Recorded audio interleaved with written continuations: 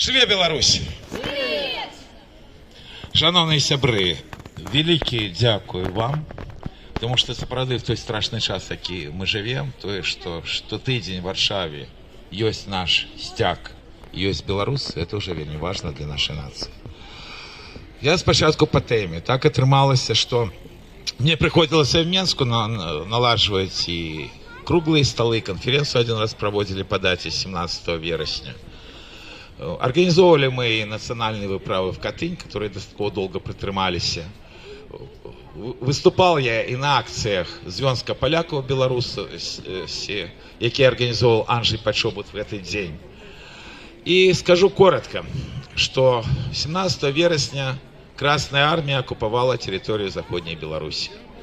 А все остальное треба покидать не политикам, а историкам, потому что все равно у каждого народа есть своя правда, и эта правда грунтуется в тым ліку и на истории, в тым ліку на праве, в тым ліку и на тым, что когда был похабный Рижский мир, там не было никого с белорусов, нашу землю Москва и Варшава просто поделила.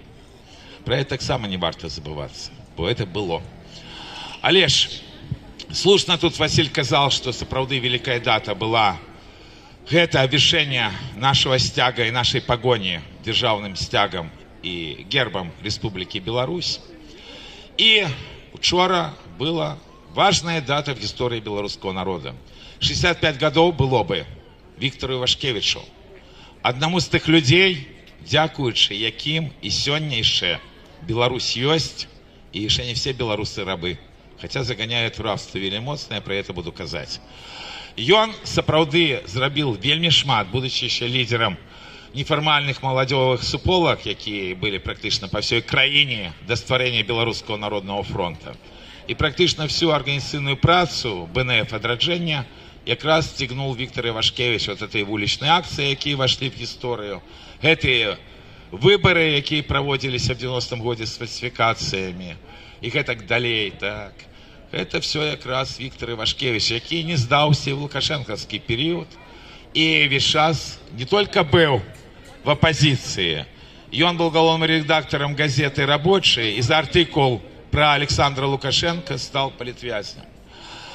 На великий жаль, для меня это было дзіўна вельмі, что про гэтага выбітного человека практически не было публикаций в незалежных СМИ, они вельмі заняты.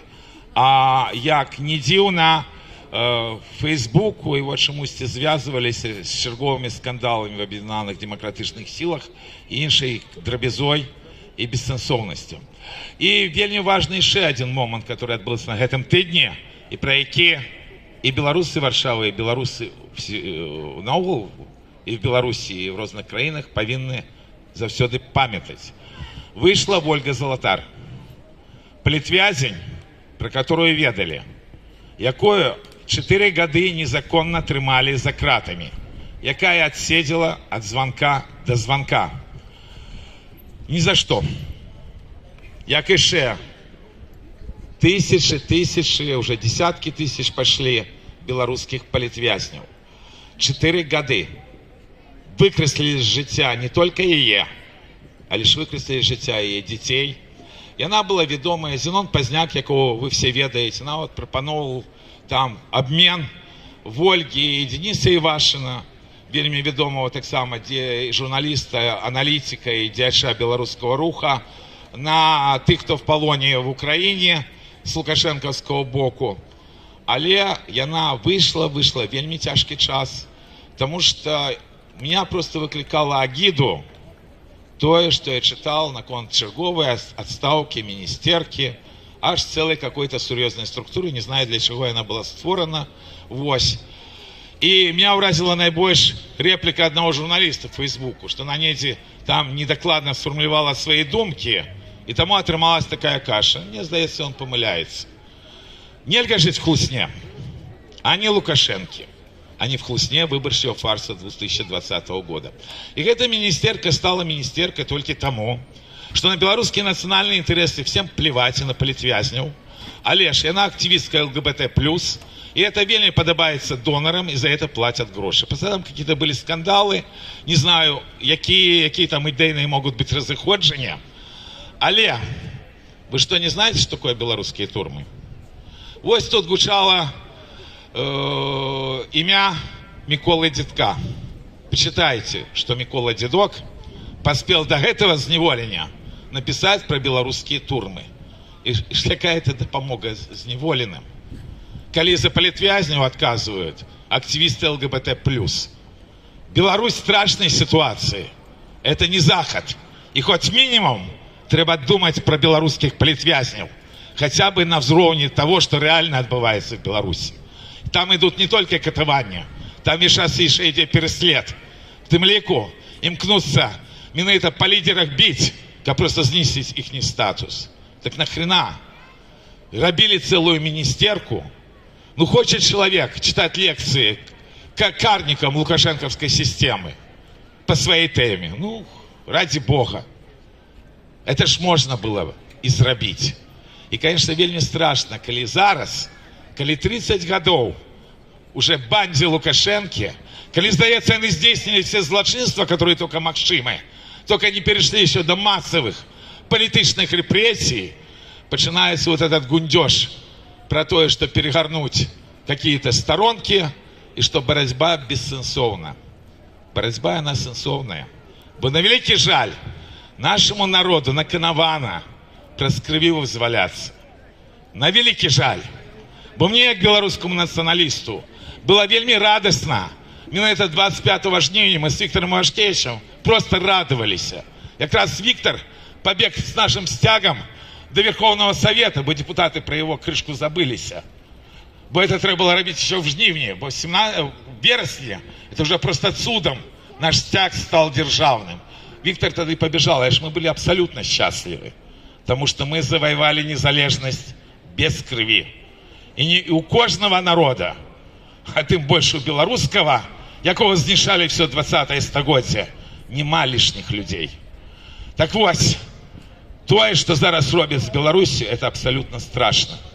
И вот те нарративы, которые до этого часу гуляют тут, не знаю чему, не было в 2020 году аніяких выборов. Все международные структуры это подкреслили в официальных заявах. Кольки можно жить в хлусня, что кто-то кого-то выбрал. Никто вам не собирался проводить эти выборы. И вы что, забылись, что это ранее можно было рассказывать казки, что 80% немагчыма сфальсификовать. 20-й год мусил вам это довести уже. И треба выходить из этого выборчего фарса. Потому что в Беларуси будут вельми тяжкие подеи хутка. И зусім не по тых сценарах, что все рассказывают. Потому что чомусь все наши аналитики, яны рассказывают всякую спочатку лухту, а после просто задним числом. Как-то это все под себя подтасовывают. В Беларуси сапраўды в 25-м году будет страшный выборчий фарс. Это бачно уже зараз. И натурально там не будет никаких выборов. И ці паспее диаспора выйти с попереднего выборчего фарса, ці паспеют люди все-таки разуметь, что мусить быть право, что мусить быть правы белорусской нации, белорусского народа, белорусских палітвязнів всіх. А вы ведаете, только на этом тыдне хапун глубоким сажают там все больше и больше лукашистов. Маховик репрессий раскручивается. Тут подкидывают всякие анекдоты от Яшина, что, дескать, там почали вызволять группы палітвязнів, потому что запчастки до самолетов, это все серьезно обмерковывают, быцем бы в неким колхозе. Там все серьезно, там знішают нашу нацию. Тому, шановные господари, вот это эксперимент, который започатковал Михаил Бабич, профессийный разведчик с российского боку, и он занадто затягнулся. И люди, которые кажут от имя белорусского народа, хотя бы минимально повинны отповедать тем нормам и правам, которые выпаканы белорусским народом. Конституции 94 года и тем, что после антиконституционного фарса 96 года в краине не было аніяких выборов. Только тады мы заместо этого тумана, коли не зразумела для чего стварается что-то, которое не приносит аніякой корысти Беларуси, вырвемся и хоть минимально пригадаем про тое, что лукашенковская банда вырашила еще спокойно одну процедуру. яна вельмі моцна занизила колькость политичных репрессий супраць белорусского народа. И вы все про это ведаете. И так не мусить быть. И это образа всей нации, что Ольга Золотар 4 года ни за что провела лукашенковской вязницы, прошла скатование к все политвязни. И только теперь и она вышла на умовную свободу. Умовную, потому что вся территория Беларуси покуль под контролем лукашенковско-путинской банды. И так не мусить быть. Тому пригадывайте тых людей, которые сапраўды шмат што зрабілі для Беларусі, таких як Віктор Івашкевич. Пригадывайте наши гістарычныя даты, калі мы повернули наш стяг и герб. И верьте, не в штабы 100 годов тому назад казали правду. Здрада не в народе, здрада в штабах. Это зразумела чему. А верьте, беларускі народ, ему зараз вельмі цяжка.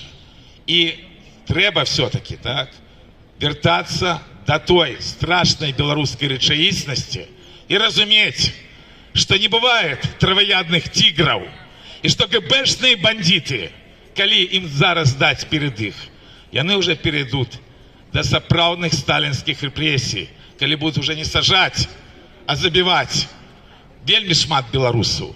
И подкреслю, я вельмі не хотел это казать.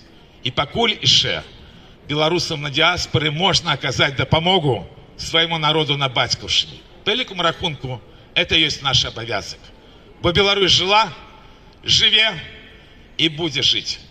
Живе Беларусь! Живе Беларусь! Живе Беларусь!